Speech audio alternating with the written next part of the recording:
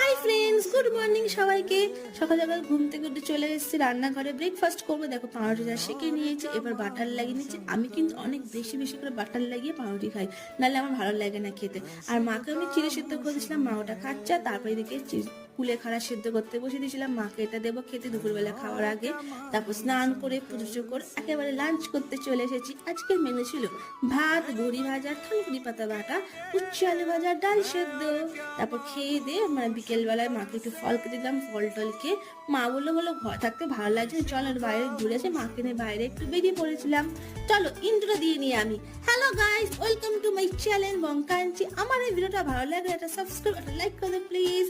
তো মাকে বাইরে থেকে ঘুরে নিয়ে এসে একটু মার জন্য নুন চিনি চাল করেছি এবং প্রেশার লো, এটাও খুব দরকার শরীরের জন্য, দিয়েটে তারপর আমরা একটু সন্ধ্যাবেলায় ঘুমিয়ে পড়েছিলাম।